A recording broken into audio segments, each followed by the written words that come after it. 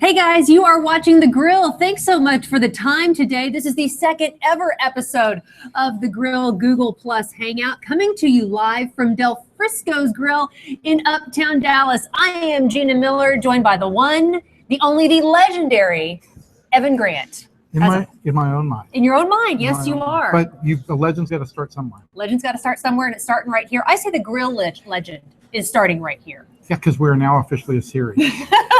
The second episode, we are now officially a series.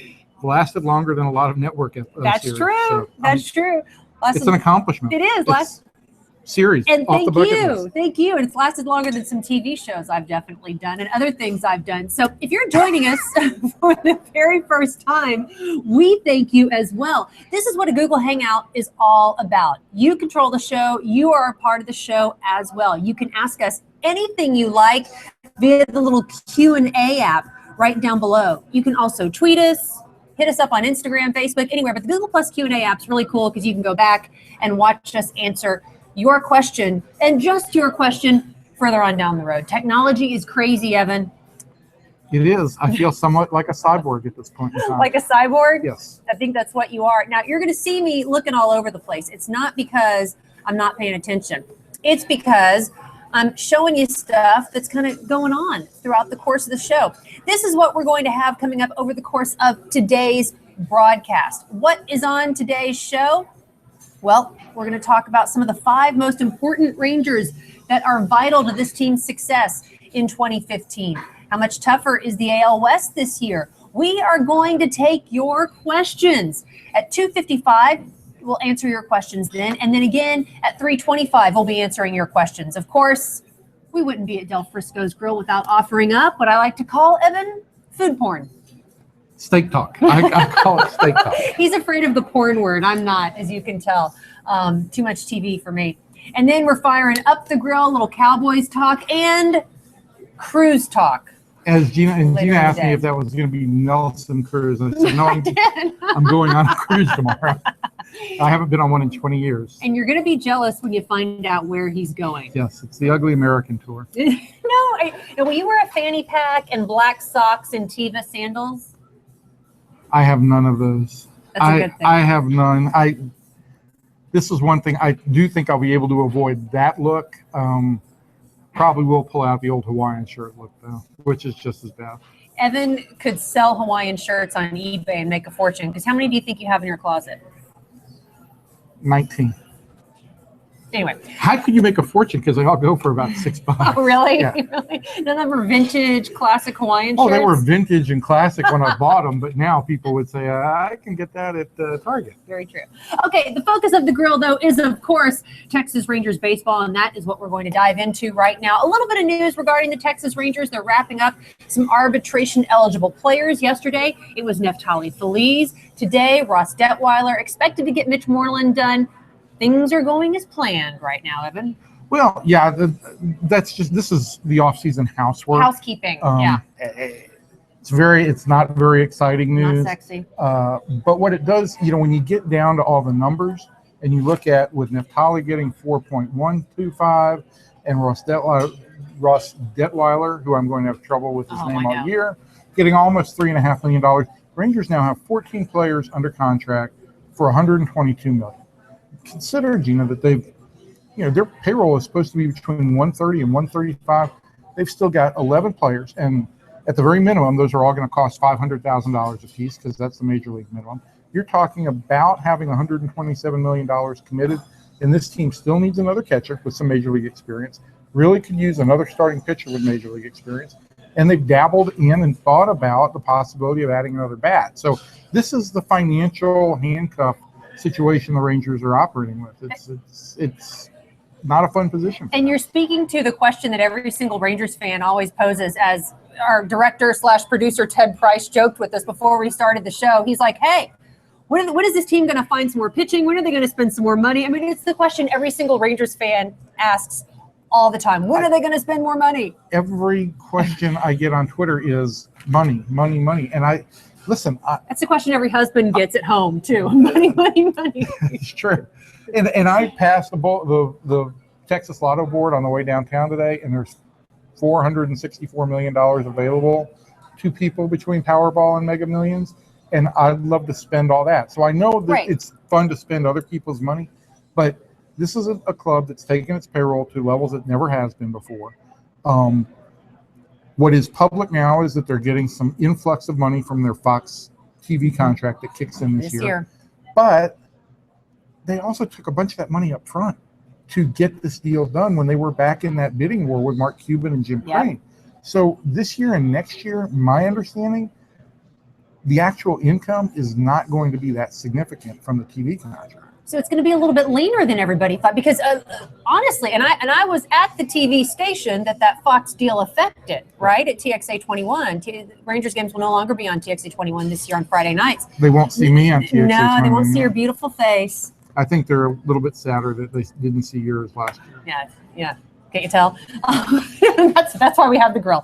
No, but so I think that's a misconception that you're dispelling a little bit, that the Rangers are going to be so flush with cash. It could be a little bit lean, but that's what every team does. They get a lot of money up front and sort of they weren't flush with end. cash when these owners bought. They immediately, because of success, upped the payroll to get guys like Beltray and then Darvish, and then make these big plays this past winter. And they kind of jumped out a little bit, I think, ahead of where the influx was going to be. They've made some cash calls among themselves to fill out the payroll. And so now I think for the next few years, their plan is to show a little bit more. And I know everybody who's a baseball fan hates the words fiscal responsibility, but I think that's their plan.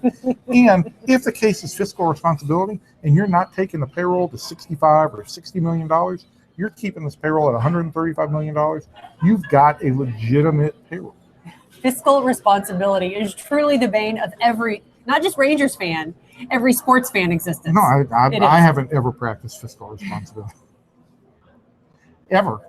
Really? I spend wildly. That's good. And look, and his shirt is a testament to it, and you have fun because of it. So, well, fiscal responsibility, I'll go with that. Just go with that. It just comes out of my mouth. Just go with it. Fiscal responsibility, spending money. It has brought the Rangers to where they are now. They got a roster full of players, but is there a certain select group of players who have more bearing on this team's success in 2015 than others? That's the big question we're diving into right now. Absolutely. I think that there are a number of question marks about this team going into 2015. So many of them have to do with health, but there are guys who didn't.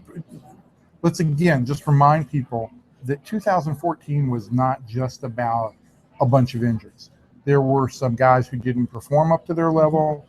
There were some guys who struggled at different in different aspects.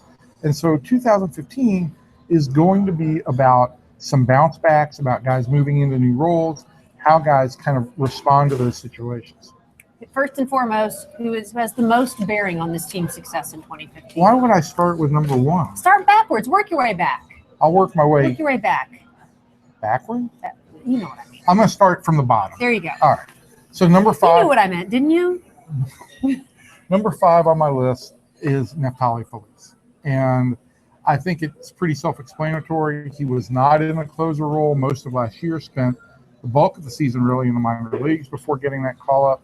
But from August, the middle of August, when this team was a non-factor, until the end of the season, Neftali Feliz was very, very good. He is going to go into camp as the closer. It's his job. I think he'll go into the season as the closer. But remember, again, there were times when he first came back up where the velocity was up, the velocity was down. There were questions about his command. Neftali Feliz is a 40-save closer, but that's in the past. We have to look at what is he going to do now. And if he doesn't perform, you're going to be starting to put a lot of stress on a bullpen that's got some other power arms there, but a lot of question marks there too about guys who only had a bit of experience last year and haven't been completely exposed to the big leagues. Neftali Feliz, you're looking at what he did last year. So, and again, let's not put that much stock into it. Should we manage our expectations, though, in terms of what he's going to do this season? He's your closer. And, closer numbers are – your expectations for a closer shouldn't vary from year to year. You're going to expect 85 to 90% close success rate in closeout games. You'd like to see him get opportunities to close 40 to 50 games in somewhere in between there. And I think that that's very, very doable. Your next guy, who you got? Next is Leonis Martin. And I thought Leonis showed again flashes last year that he really can be a significant contributor to this team. I think this team is better if Leonis Martin gives them another leadoff option as opposed to Sin-Shu Chu, because I think if you can move Chu into the middle part of the lineup and he gets comfortable there, I think you've got a much deeper and thicker lineup, and all of a sudden that extra bat that you're supposedly missing, not so much of an issue. The other part of it is Leonis has got to hit left-handers better. He did that to some extent last year, but it's a project. Is this one of those defining years for him? Because he's been up here for a while. We've seen what he can do. We've seen him grow a little bit in front of our eyes. Now he can't say it's the young Leonis Martin anymore. No, he's got basically what amounts to nearly 3 years. 3 years is the predominant everyday starter, and he's got to put up, or the Rangers are going to start looking for other options. It's just that simple. Speaking of putting up, how about Elvis Andrus? Yeah, I mean that's a real question, but Elvis has, at least if the object is to improve his performance over the season, the first step is to improve his performance over the offseason. And he did that this year. 2014, before 2014, we all know at this point in time, he didn't work out. He didn't got paid. Throw. He sat on his big contract and thought, all right, I'm going to rest and give my body some rest, and maybe I'm going to have a good time too. And it just didn't pay off. He came to camp overweight. That impacted his range and impacted his ability to run, two of his biggest weapons as a player, and two of the reasons the Rangers spent so much money on. He didn't take a step forward offensively in terms of hitting the ball with any authority. And this is a guy who at this point in his career, he's still got the ability, in my mind, the comp for him in terms of a future guy has always been Edgar Renteria. And Edgar Renteria faced a similar situation in his career, but he was not sitting on a $100 million contract, and he had to go out and kind of prove himself all over again with the St. Louis Cardinals. He did that, and he became one of the best shortstops of a generation. This is what Elvis faces right now. I will say this. He's working out this winter. He's lost weight. He looks good. He's engaged. Those are all great signs. We won't have an idea about what he can do offensively until we see him in spring training. Yeah, he's tweeting photos of him working out like in oxygen chambers with masks on, the whole thing. You know, Elvis. I told him it was the Bane look. He looked like he was going to be the next Batman. Maybe he's angling for a career post-baseball, too. He's got the personality for it. He definitely does. He does. And this is the thing. You enjoy being around Elvis Andrus. You do. At all points in time. But let's work on angling on that career in baseball before we focus on the career outside of baseball. There may have been some guys here in the not too distant future who may have started working on their careers outside of baseball. Who? Name a name for me. Would there be a... Oh, you want me to name names? Yep. I don't know. Maybe the possibility exists that Josh Hamilton got caught up in the biopic picture. That's right. Whatever happened to that? Because now I can tell you, Hollywood pictures, they can be in production for literally 5 to 10 years. I know it didn't get nominated for an Oscar. No, it didn't. Yesterday. And he didn't even want to talk about it. I remember I was hosting a show. We couldn't even ask him about it in the clubhouse. He didn't want to talk about it. I was hosting a show at the time. We were even offering up candidates to play him in a movie. We had Channing Tatum. We had Bradley Cooper. Will Ferrell plays him in the movie. Is he going to go streaking through the neighborhood too? No, he won't go streaking through. But I mean, Will Ferrell is the doppelganger for Josh Hamilton. You think so? Oh yes, and that accent that he had in Talladega Nights, he can certainly pull off somebody from the Deep South. I see that. I don't see Will Ferrell as Josh Hamilton. What do you guys think? Who is Josh Hamilton's doppelganger on the big screen? I think Channing Tatum is a better. You just want to go to the premiere and talk to Channing Tatum. I have no problem with that. I'll handle talking to Jenna Dewan Tatum. You have no problem with that either. We'll work the red carpet together. Okay, well, since we are talking about Elvis Andrus, very quickly, I do want to tell you what he's up to. Looks like he's on a plane to the Dominican Republic. Good for him. He needs a little holiday. I believe he did get on a plane today after going to the Rangers had a caravan stop in Round Rock yesterday, but he has worked out at both the Boris Institute in Miami and here in Arlington. Yeah, he has been dedicated this offseason. Now, I was going to say, you know Elvis about as good as anyone, or as well as anyone, and you know what kind of guy he is. He's someone who is. I feel like he's pretty transparent when you talk to him. Do you feel in your heart of hearts that last year was an aberration, or it was something else, that the money got to him, that he got a little fat, got a little happy? I'm going through Elvis's Twitter feed right now. He's a wrestling fan. There he is at the Winter Caravan. What do you think in terms of what last year was? I think that in 2010, maybe Elvis set the bar higher for what we expected as a hitter. And I don't know if he's ever going to be that 280 kind of hitter. But what we need to see from him in terms of progress is a guy who's going to put up a 340 on base percentage and a guy who's going to rack up some more extra base hits. His slugging percentage is well below average, and he has just been a below average offensive player for the last couple of years. He's got the ability to drive the ball into the gaps, and that's something that we have not seen very much of. Okay, we're going from offense to the guy on the mound, although I like that picture right there from January 12th with Elvis and Derek Holland. I'm not even going to comment. I don't know why. I think that is Derek's version of duck lips right there.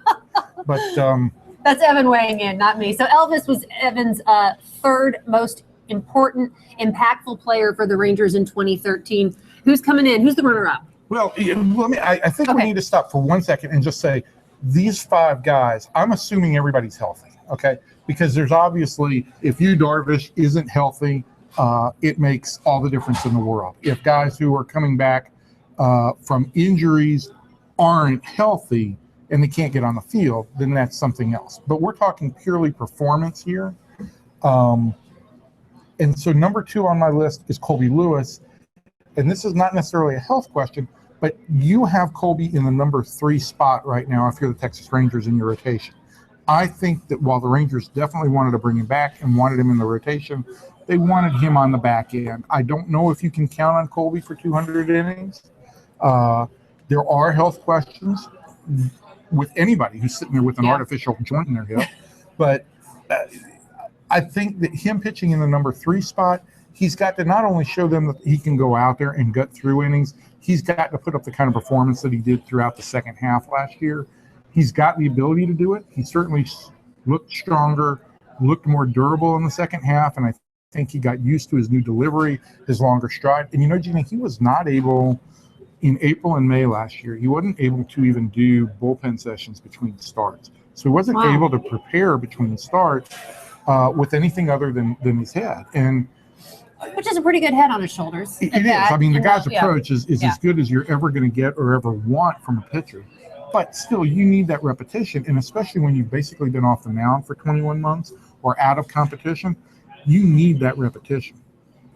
I'm showing this picture of Colby right here. This has nothing to do with anything, but if you look at the tattoo on his arm where he's had the surgery, it's so uncomfortable because he has stitches tattooed over the scar. No, I think those are the actual stitches. It's so uncomfortable. I've even talked to him about this. Like, how would you even get that tattooed on that arm in that spot where all that scar tissue is? He's like, dude, you just do it. That's the kind of guy he is. Well, dude, he's also a veteran. He's like many guys in the clubhouse. He's a veteran of the tattoo parlor. Oh, God. Who's the most tattooed Ranger? Oh, Prince Fielder is the Oh, most yeah. Oh, yeah. Speaking of which, could he be the most impactful, important player to this team's success in 2015? And I know I just rambled off the whole disclaimer about injuries and Prince is coming back from an injury, but even before he went down last year, in 2013, the power was down and there were questions about the power.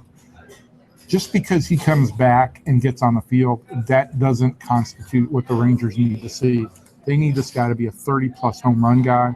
Somebody sent me a video a little while ago, an Instagram video of Prince lifting 405 pounds on a squat just recently. Right. And so all the signs are he's healthy and ready to go.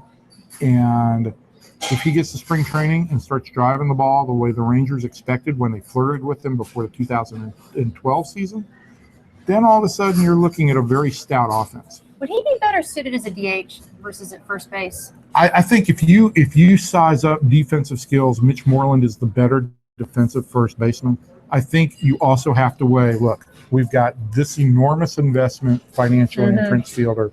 We want to keep him in the best frame of mind and the best engaged and most engaged. And if you remember last week, we talked a little bit about resolutions for certain Rangers, like Beltray and Fielder. And I do think there's going to be more time off this year at first than probably Prince would have planned for.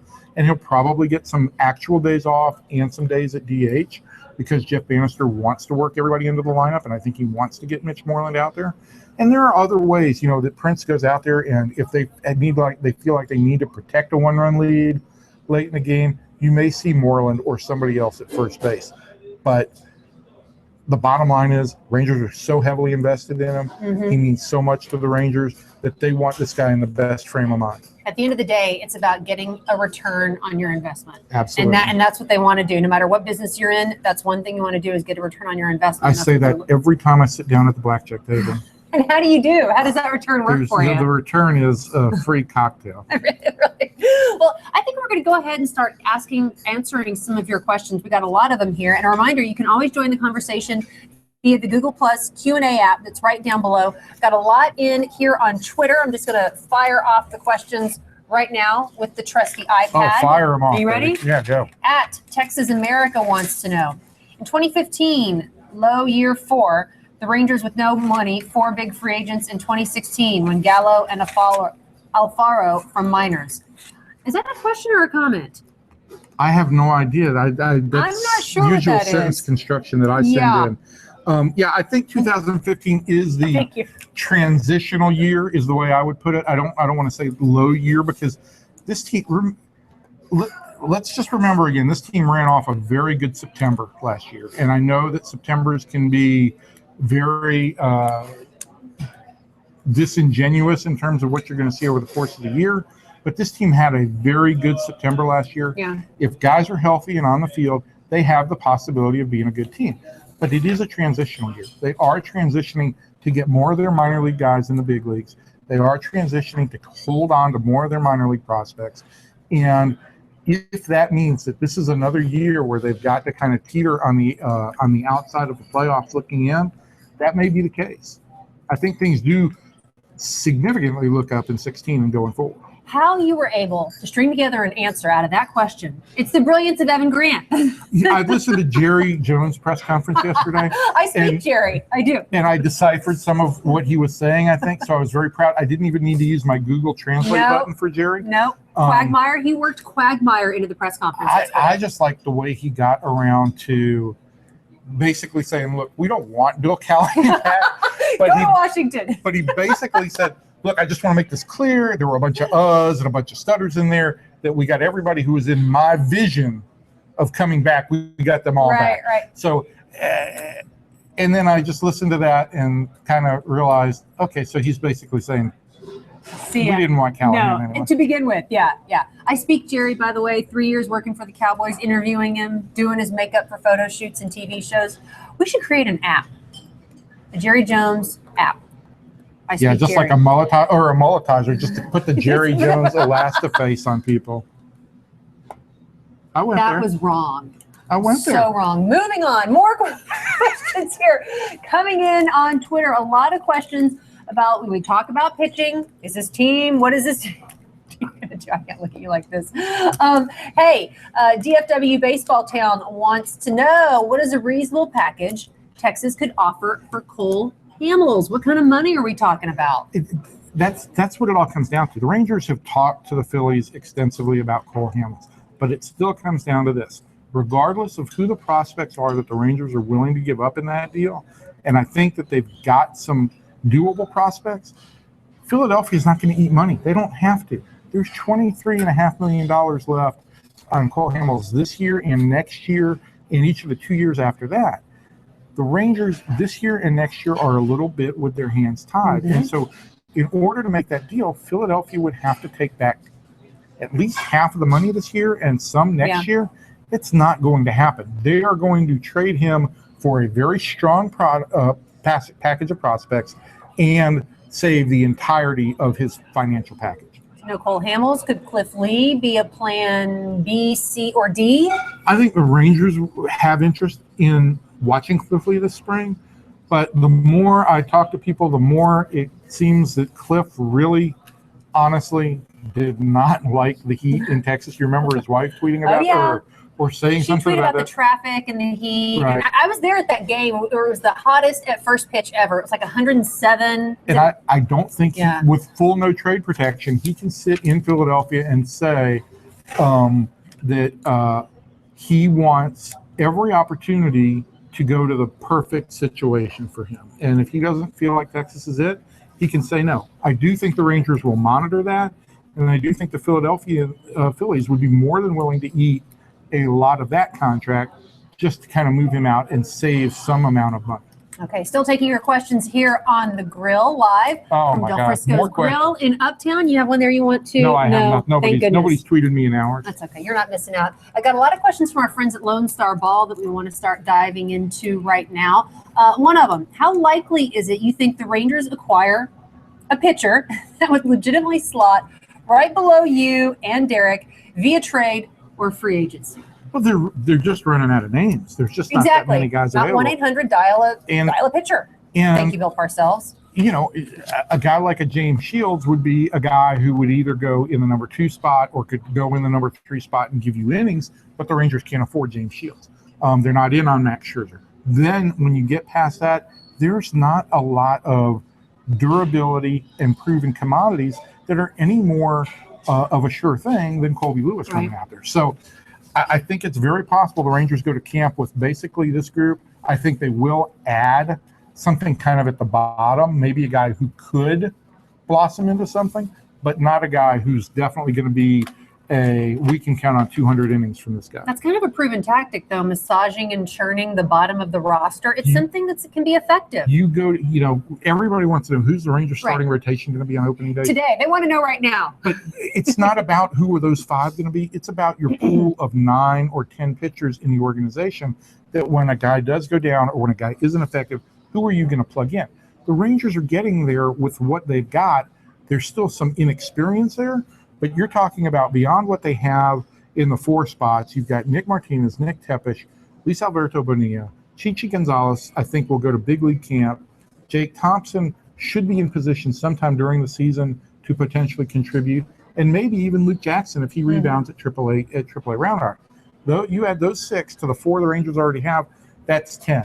You factor in the possibility of Martin Perez coming back at midseason. And I don't want to make any expectations here on Matt Harrison, but if you get anything from Matt Harrison, now all of a sudden you've got the mix and match capabilities to get a full season out of your rotation rather than counting on 5 guys. Who really gets your baseball pants going crazy? On this team, I'm really excited to see what Ryan Rua is going to bring this season because I think they have carved out a spot for him. I think as the winter has gone on, they have said more and more, we want to take a look at Ryan Rua. And his numbers in the minor leagues always stood out for a low draft pick. He showed me really good athleticism above what I expected in left field last year. So for me, it's always going to be something I'm curious about a guy I don't know much about. And that's the guy right now to me that could be the X factor. Okay, you are watching The Grill here live at Del Frisco's Grill in Uptown in Dallas. I am Gina Miller with the great Evan Grant, the Dallas Morning News, Texas Rangers beat writer, jack of all trades, bon vivant, food porn savant. I said that. And anything else I'm missing? Green egg aficionado as well. Anything else? No, but I mean, you have titles too. You're a fashion maven and a francophile. And I mean, you should have a beret on for as much as you go to Paris. I just have a pickled liver and clogged arteries from all the cheese and all the wine. Believe me, I'm right there with you on the clogged arteries. There's nothing wrong with that. We're going to clog them up a little bit more in a few minutes. Yes, we are. Being at Del Frisco's Grill means there will be food involved, and I think you're going to like what you're going to see in just a little bit. But, of course, when Evan's involved, we are focusing on the Texas Rangers and what they will do in 2015. And I think when you look at what the Rangers will do, you have to look at the rest of the division in terms of the AL West. And you can't say it's the AL worst this year because it seems like the Astros, who were not just the AL worst, but the worst, the Astros have been very proactive this offseason, and the Mariners have made a few moves to make things interesting. Every team in the West has made significant moves. And you look at what the Astros did yesterday in getting Evan Gattis from Atlanta. That was a guy the Rangers were interested in, but the Rangers were not going to move off of Nomar Mazara, who has really become a very prized commodity inside this organization. Very mature approach at the plate, 19 years old. I think there's a real feeling that Mazara is going to be a better player than Gattis in the big leagues, and probably in the not too distant future. Houston gave up a strong package to get him, but yeah, it certainly gives the Astros a lot more power. It gives them another leg up on Texas for 2015, and they are an improved team. How improved are they? Well, it becomes a relative question when you look at, the Angels were a very good club last year. They've made some changes, nothing too huge. I do think the loss of Howie Kendrick may impact them to some extent. But then Seattle went out and got Nelson Cruz, big bat that they've always wanted. And Oakland has an entirely new roster. I have no idea who any of the players are there anymore, but they have an entirely new infield. They have, if I'm going through, they've got Tyler Clippard from the Washington Nationals for their bullpen yesterday. They've already acquired Ike Davis, Brett Lowry, Marcus Semien, Ben Zobrist, and Billy Butler. Hey, there are so many new faces in Oakland this year. I really do wonder, and if you go back to last year when they made the trade with Cespedes for John Lester, they've gotten rid of so many of the guys who were the guts of that clubhouse. I wonder how long it's going to take for the A's to develop that typical Oakland attitude that always seems to just kind of morph as the season develops. What's a word you would use to describe that Oakland A's attitude? Well, I mean, they've always kind of bought into, hey, they kind of buy into this. We're a rogues gallery. Yeah, kind they of do. Thing. All the Oakland teams do, quite frankly. We play in a dump of a stadium. We have, sewage overflowing. Nobody comes to see us. Got an awful field. We have awful uniforms. But we're just going to go out there and grow our beards and grow our mustaches and wear funky hair and just play ball. And it's a very ensemble cast that they always seem to put together, and they do always mesh. But I don't think Billy Beane's ever changed the team as much as he's done this winter. I love the addition of Nelson Cruz. I just think that makes things interesting because, selfishly, we're going to see him in Arlington.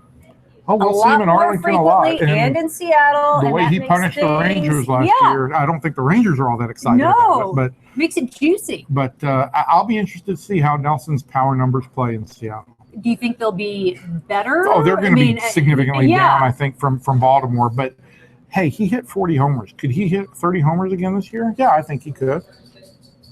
But that's a lot of money to be paying. Yeah. Are they going to regret that? I mean, it seems like – I can't remember the last time a team – seems like, and I go from the Dodgers to Texas, the last time a team spent so much money on a player, invested so much in a player, and really got that return on the investment, because you always look, it's loaded up front. But it's not how, this is the version of Major League Baseball's NFL salary cap, is you pay the amount, you commit the amount of dollars, and then you get the guy, and you get whatever contribution you can out of him, and then you sell him off, take back some of the salary, and you just have to kind of figure that into what your cost was on a kind of an AAV over the time that guy was with you, if that makes any sense, because I'm an incredible business mind.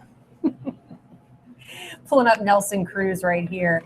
Oh, this is going to be so fun. That first time now he's going to be welcomed back, unlike Josh Hamilton. When Josh Hamilton came back the first time 2 years ago. Nelson has played everything publicly. He does it so well.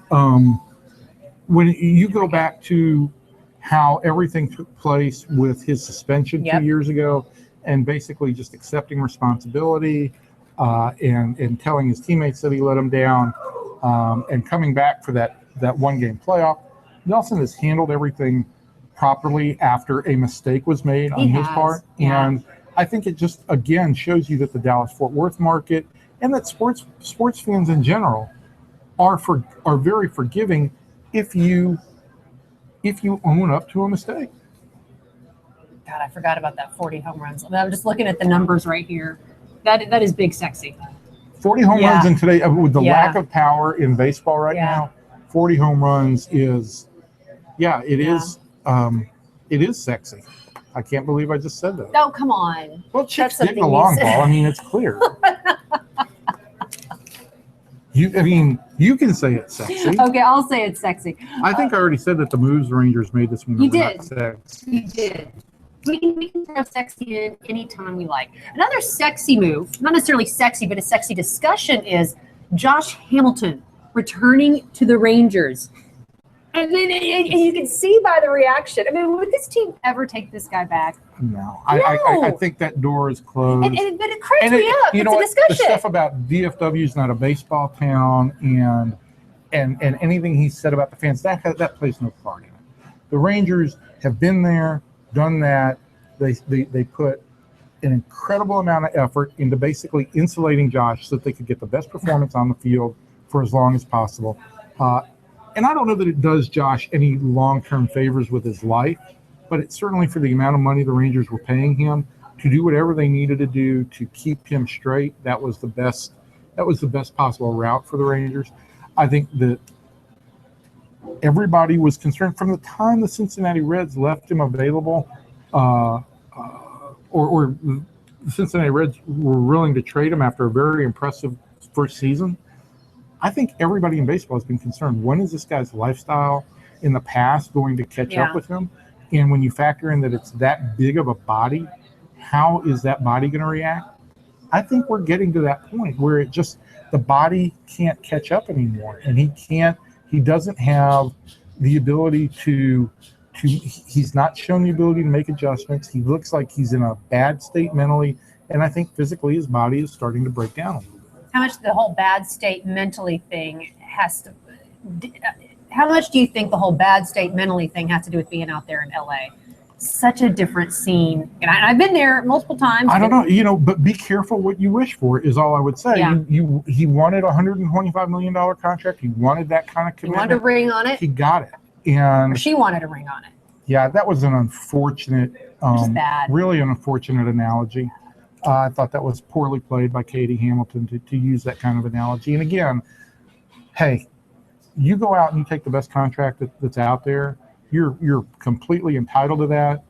But the Rangers did a lot for Josh Hamilton. Yeah. And Rangers fans, until the very end, were very, very supportive of Josh Hamilton. We've talked about Nelson Cruz. We've talked about Cliff Lee. We've talked about Josh Hamilton. Let me ask you this. Which former Rangers player is most likely to return to the organization? Is there one that's buzzing? As a player? As a player, not in the Michael Young capacity right now. I mean, as a player.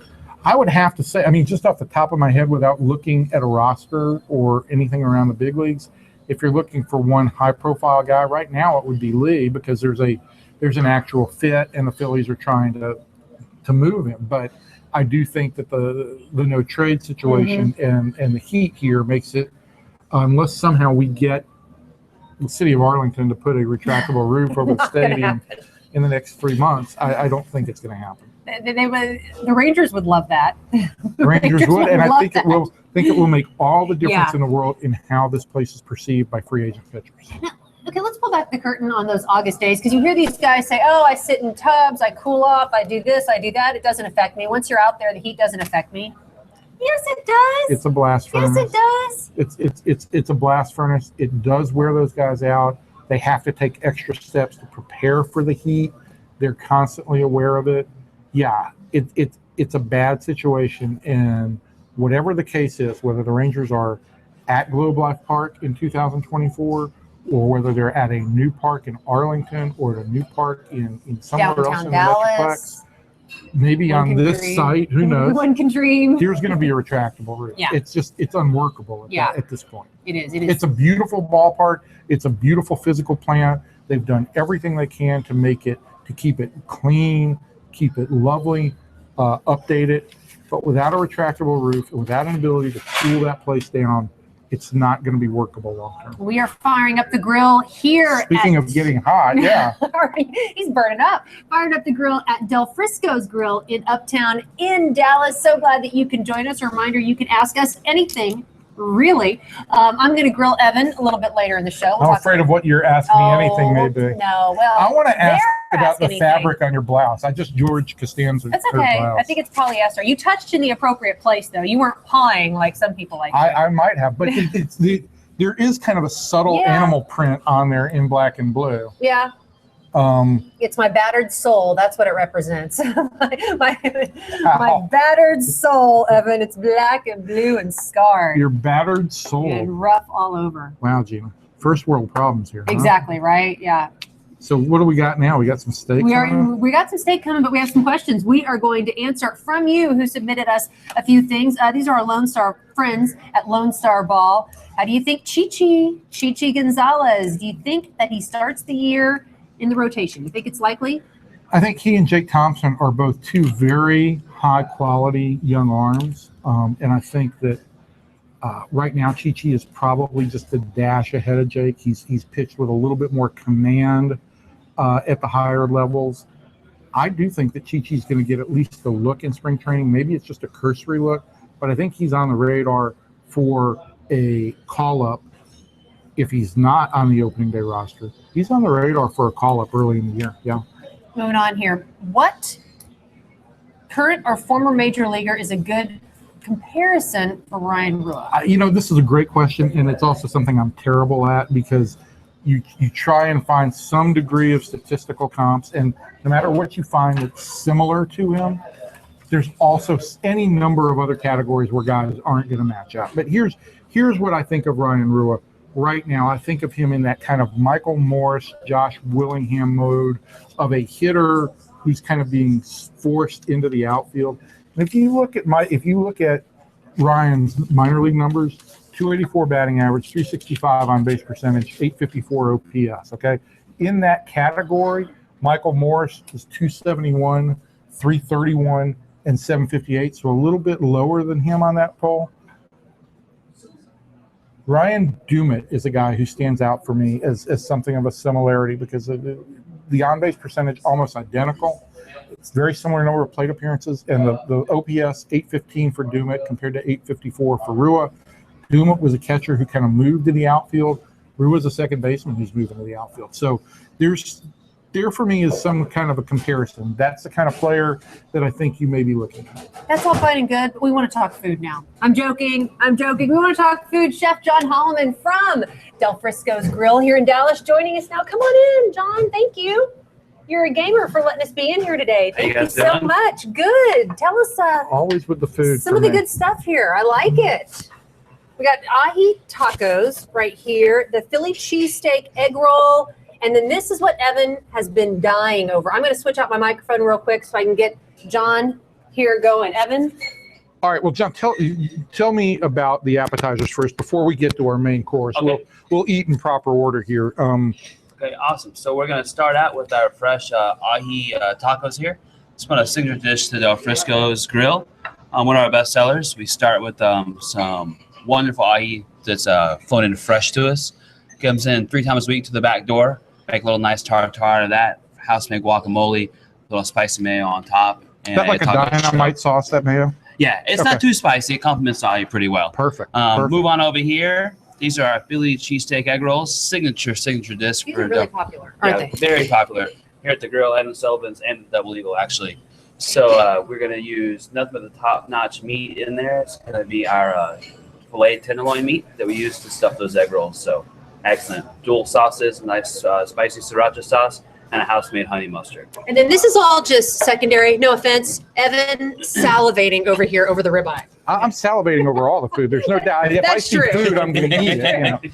But all right. So first of all, you brought out a ribeye, and I think a lot of people understand their cuts of meat. But I still run into so many people who say to me, my wife, for example, asks about a filet, and she thinks it's the best cut of meat. It's obviously the leanest, and probably on the health factor, probably factors in is the best. But to me, this is the most flavorful cut. I'm gonna have to agree with you. This ribeye is top notch. Here at the Grill, just like the Double Eagle, we serve nothing but prime meat. And it's more flavorful because of the fat marbling? Because of the marbling, yes. And that's what gives you taste. Yeah, so this ribeye is going to have the most marbling. The prime is going to be the top-notch cut of the meat. We actually cut all this meat in-house. So we get the whole ribeye that comes in, trim it up just a little bit, cut out this nice 16-ounce portion for you. This is then going to just be real simple preparation, just salt and black pepper only, nothing fancy. No butter? Butter's going to be in the end. So Butter's going to be in the yeah, end. butter's in the end. Now, where do you get the butter? You put the butter on when it's in the broiler, or do you put the butter on in a pan? We put the butter on when it comes out of the broiler. Out of the broiler. Yeah, right when it comes out of the broiler, of course, is at 1,500 degrees. So we're getting that nice hard sear on the top. Flip the steak, let it finish to the temp we need it. All right, so how am I going to get this crust on at home? Because I don't get my grill or my green egg to 1,500 degrees. You don't have a 1,500 degree broiler at your house? No, I don't. Okay.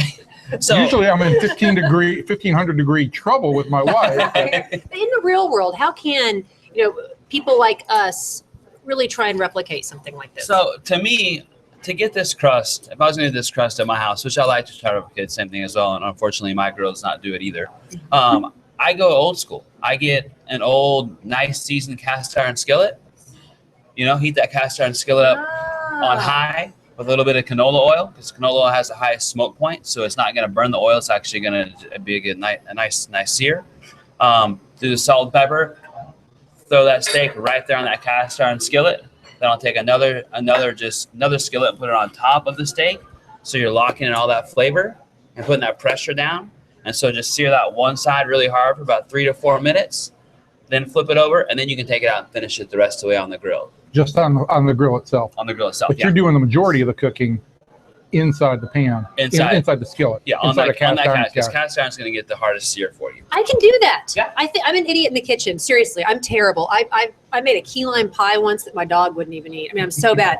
I could really do that. You just put the skillets on there, get them going, some pressure, and go. And the reason I move it to the grill is because you still want that nice grill flavor, that smoke flavor from the grill. So take it out to the grill, let it finish out there. So you're getting that nice crust, and then you're getting the grill flavor as well. And how liberal are you with salt and pepper? Because whether it's this cut of a ribeye or the bone-in, the cowboy ribeye, you get so much flavor out of that crust. And I always envision that there's a lot more seasoning on there than just salt and pepper. So we're very liberal here with our seasoning. We basically say if we're not getting a complaint about once every 2 weeks on something being too salt and peppered on the steaks, then we're not doing it right. So we're just, but there's no direct science to it. It's just a real liberal seasoning on both sides, and then straight to the broiler. You don't spare. No, not at all. We don't spare at all on seasoning. So I like it. Nothing to spare. And if any of you have ever been right up here in the Uptown area in Dallas, it's a fabulous location, and the patios are really cool. You've got an upstairs patio and a downstairs patio, which allows you to people watch right downstairs. I love it. Brunch is huge here on Sundays, right? It is. Brunch is great on Sundays. Get a great crowd. We have a top-notch Bloody Mary bar, mimosas, great crab Benedicts, stuffed French toast, red velvet waffles. Come to these on Sundays. Red velvet waffles. Yeah. You might have had me there. Bloody Mary bar, done. That's my language. Yeah. That is my language. I speak Jerry Jones and I speak Bloody Marys. Nice. Awesome. It's 11 to 3 on Sundays. $8 Bloody Marys, $8 white sangria, and $8 mimosas. Yes, crafts mimosas. Awesome. Very good, John. Thank you so much. No problem. Appreciate having you guys. This is great. Which one should I dive into first? Because Evan is hoarding the steak over there. I'm going to give you some steak, but I'll try this other stuff. Okay, I'm going in for the taco. Here, Gina. Instead of cocktails. Cheers. Booze is an integral part of the show, too. These are wonderful. Yeah. I've had these before. These are wonderful. I also love your black and blue salad, or your salad, your steak salad. Yeah, the steakhouse salad. Oh, love it. Excellent. Absolutely love that. Thank you so much, Great. John. No problem. Thank you, guys. Appreciate it. Thank you, John. No problem. Since we're firing up the food grill here, I want to grill Evan just a little bit. Great. But I'll let you eat. I'm going to switch my mic out real quick. I'm gonna take another bite of this steak, and that is a problem that I have at home. Is I can't seem to get, even when I try the cast iron skillet, I don't seem to get the heating point up to that point where I feel like I'm getting that incredible sear. And I think when you go to a steakhouse, that's what you, more than anything else, in the quality, you get the quality of beef, the searing of the beef when you go to a steakhouse. That's what you're paying for, because you just can't, you can get a replication at home. You can't get to 1,500 degrees like most steakhouses do. Is this something you could make? I've made a ribeye similar at home. I've used more seasoning, and I'm able to cook it on my grill, and it comes out very good. But it doesn't get this char, and I love that. I love that idea on your steak that you've got that kind of crisp outside, bite into it, and you still get the very moist, tender steak. And so the key is searing it in so you keep all the moisture in, keeping all the flavor in, but allowing the outside to pick up the flavor and the char. Okay, Jim Stubblefield has a question. He wanted us to ask the chef. Can you ask him about reverse searing on the grill / green egg? Chef John is back in the kitchen over there. I'm going to get the answer for you. Do you He's know? reverse searing right now. I have no idea. I know reverse mortgages. You know that well? A little too well? I'm getting there. Jim, I'll get the answer to that and post it for you a little bit later. So don't worry, I'll get the answer to that for you. Since we're eating out, time to really fire up the grill and talk two things, Cowboys and Cruise talk. And let's start with the Dallas Cowboys, because now that the Cowboys season is over at the hands of the Green Bay Packers, the focus shifts to who are they going to keep? And they got a big conundrum in terms of Dez or DeMarco. Both of those guys are in the final year of their rookie contracts. They're both going to get paid one way or the other. Who do you think, Evan, is going to get paid by the Dallas Cowboys? I don't think there's any question whatsoever that it's going to be Dez. When the story broke earlier this week that it was a 4-year, $4 million per year offer to DeMarco Murray, it just came across to me that the message was we're putting our resources towards Dez Bryant. And, DeMarco Murray has proved himself to be an elite running back. I think the Cowboys right now feel like, hey, they are going to have, whether it's Melvin Gordon in the draft or the Adrian Peterson specter still is out there somewhere, the Cowboys feel like they'll be able to attract another premium runner. But those 4 or 5 guys around the NFL, Calvin Johnson, Dez Bryant, Julio Jones, that group of receivers. Those are transformative, game-changing players. Yeah, they're always going to have a height advantage. They're always going to be able to go up vertically and get the ball, and they're going to be really difficult to bring down. And so those are game changers. Well, you say breakdown, and I think that's your number one concern whenever you look at a running back, because running backs do not have long careers in the NFL. Their bodies get beaten up, they get injured. You look at these guys, they're productive for just a small period of time. There's a very small window for running backs. And yes, we've seen what the Cowboys can do in terms of success when they commit to the run. When you look at what DeMarco Murray did this year, what was it? 1,845 yards, 13 touchdowns. But think about this, 392 carries. That number of carries and hits it takes to bring him down, that's going to add up. And I think the Cowboys are smart in this regard, really discriminate when it comes to running backs, because you do not get that long tenured running back in the NFL anymore. You just don't. And I think also you saw prior to this year, you saw lots of flashes of DeMarco's talent, but he was off the field a lot with a number of injuries. Without question. You couldn't keep him on the field. Right. And I think in the Green Bay game, you saw that old kind of concern rise up again is fumbles. There was a really bad fumble that he lost in that game, and that's been an issue in the past. It surfaced again at an unfortunate time, and it was really not an issue all year, but it certainly factors into the equation. I'd hate to see him go somewhere else. He is truly one of my favorite players, a great guy. I love DeMarco Murray. Okay, another grill topic. Evan is not going to be around next week. The man is hitting the high seas. Mañana. The cruise. You're doing the cruise. I'm going to grill you on this cruise, Evan. What are you doing? Where are you going? I'm assuming you're going with your wife. It's yeah. Make that assumption. I am. You never know. I call it the Ugly American Tour because we're going to Cozumel. That's okay. Well, all I can envision is like senior frogs lining the street. That the beach is nothing but one long bar. And I went on a Dallas Cowboys cheerleader calendar shoot in Cozumel, and trust me, you never feel like an uglier American than when you're standing right next to a Dallas Cowboys cheerleader in high hair and makeup. So your Ugly American Tour has nothing on mine. Well, when I'm standing next to my wife, as George Clooney said, it's a humbling thing when you find somebody to love. And when I'm standing next to my wife, I'm always going to look like the Ugly American. So what are you going to do? Besides drink at Senor Frogs. Well, no, I don't think we're going to do that. I'm going to take a shot. There's a bar right over here. I'm going to take one of these, again, the cruise excursions. I think what we're going to do in Cozumel is we're going to do a salsa making class in which they also teach you salsa dancing while you drink margaritas. So that's I'm going to throw up for a second over here.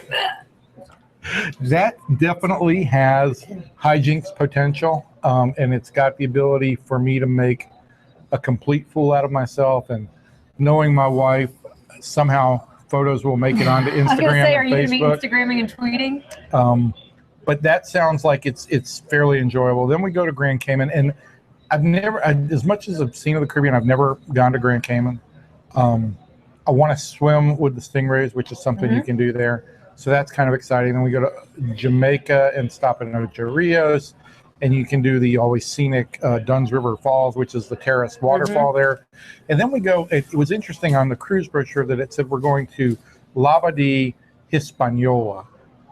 It wasn't advertised as actually being in Haiti, but those of us who knew what the island was knew that it was Haiti, and Royal Caribbean and Celebrity have a private port there that they share, and I'm sure it'll be a lovely day. It's just a typical Western Caribbean cruise, but I got so many questions. I haven't been on a cruise in 20 years. Okay, what do you want to know? Well, I've done first honeymoon for the first marriage was on a cruise. Then we tried to salvage the marriage with another cruise. So really, it sounds like basically the cruise was a disaster for your marriage. They were fun cruises. We did the Mediterranean, the Baltic. I've done one more. I can't remember what it is. Yeah, we're doing the Caribbean. We're not doing I did the Caribbean. We're not going to go see Mykonos and no. What do you do when you're on the ship now? Exercise, sit at the pool, because you eat so much. And I have a food philosophy because I don't want to gain weight on these things. Eat a big breakfast, eat lunch in the city, or don't eat a big lunch when you're on the ship, and then enjoy your dinner, indulge in your dinner. But definitely exercise every day if you're stuck on the cruise ship. Take time and read, Evan. I'm going to the bookstore today. I'm going to go pick up an actual. Do you have this issue? Do you like to read books on your iPad? I like to read actual books. I love the convenience of an iPad because I can carry 5 books on one little tiny iPad, which I can't carry with me on a trip.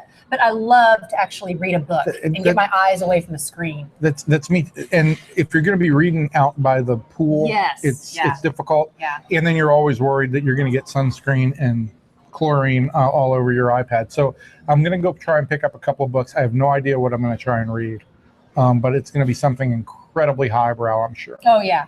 Because I'm always about broadening my horizons. You know what I'm revisiting right now? And I'm just sort of slamming through it, is Kitchen Confidential by Anthony Bourdain. Now, see, here's what happens, Gina, is I read these books and then they go into the shelf as like trophies, and I display them for everybody like I'm some great lover of books. You know, I should have tortoiseshell glasses on and be Mr. Literary Arts. Jacket. Exactly. But I never open them again.